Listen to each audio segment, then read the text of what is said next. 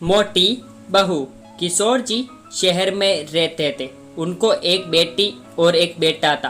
बेटे का नाम अनिल और बेटी का नाम लीला था।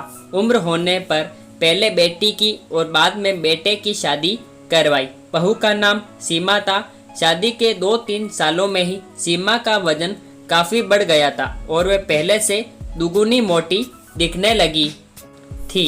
इस मोटापे की वजह से सीमा को कई लोगों के ताने सुनने पड़ते थे। पड़ोसी भी उसे मोटी भैंस कहने में हिचकिचाते नहीं थे। कितनी मोटी हो गई है, कैसी दिन पर दिन फैलती जा रही है, देखो जरा भी शर्म नहीं आती। पति बेचारा सूखा जा रहा है, ये देखो खा खा कर कैसी मोटी हो रही है। कुछ इस तरह की बातें अक्सर सीमा के कानों पर पड़ जाती थी। स्वभाव से हंसमुख सीमा इन बातों को इग्नोर भी कर देती थी, लेकिन उसे ज़्यादा दुख तब होता था जब उसकी खुद की सास और ननंद उसके मोटापे के लिए उसे दोष ठहराते और भला बुरा कहती। अनिल शरीर से काफ़ी दुबला पतला था।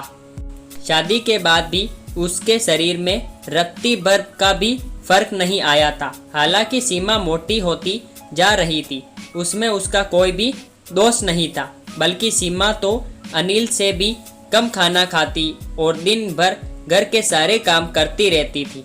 उस अपने मोटापे की वजह से चाहे किसी काम में कितनी भी दिक्कत हो, सीमा उस काम को कभी अधूरा नहीं छोड़ती थी। उसने घरेलू नुस्खे और कई तरह के उपाय करके अपना मोटापा कम करने की कोशिश की थी, लेकिन शायद उसके शरीर के हार्मोन्स ही थे जो उसे मोटा बनाए रखे थे। अनिल को उसके मोटापे से कोई हरकत नहीं।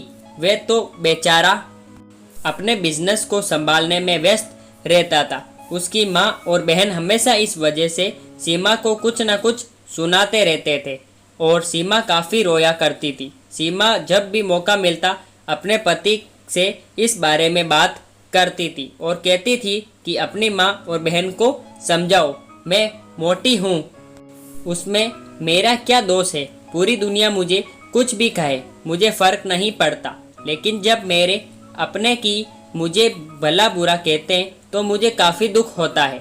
ऐसे ही दिन बीते चले गए।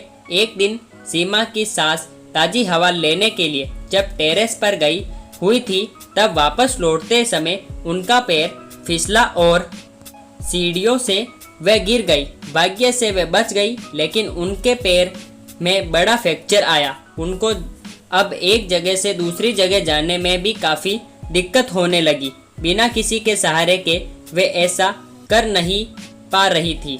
जिस मोटी बहू को वे रोजाना ताने मारती, आज वही बहू उनका हर काम कर रही थी और उन्हें एक जगह से दूसरी जगह ले जा रही थी। उनका खुद का वजन भी 75 किलो था, जो उनके बेटे अनिल के लिए भी उठा पाना संभव नहीं था। हमको विचार आया कि बहू शरीर से भारी पूरी नहीं होती तो आज उनका क्या होता। सीमा की सास को सीमा के साथ किए हुए अपने बुरे बर्ताव के लिए पछतावा होने लगा। उन्होंने एक दिन मौका देखकर इस बात के लिए सीमा से हाथ जोड़कर माफ़ी भी मांगी। सीमा ने कहा, अरे मालिक, आप माफ़ी क्यों मांग रही हैं? आप मुझे समझने लगी, मेरे लिए इतना ही बहुत है। उस दिन के बाद सीमा के साथ मैं कभी भी उसे उसकी मोटापे की वजह से एक शब्द भी नहीं बोला, बल्कि तो उन लोगों से लड़ जाती थी जो सीमा को मोटी कह कर उसकी बुराई करते थे। सीमा की ननंद भी इस घटना के बाद उसे इस विषय पर कुछ भी ना कह सकी।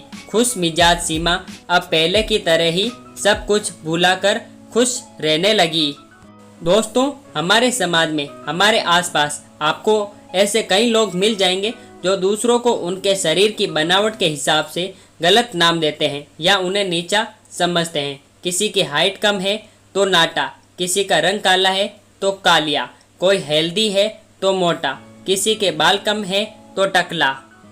हमें ऐसी सोच को पूरी तरह खत्म करना होगा और ये समझना होगा कि बाहरी स्वरूप ज़्यादा मायने नहीं रखता। मायने रखता है भीतरी खूबसूरती, स्वभाव और विचार।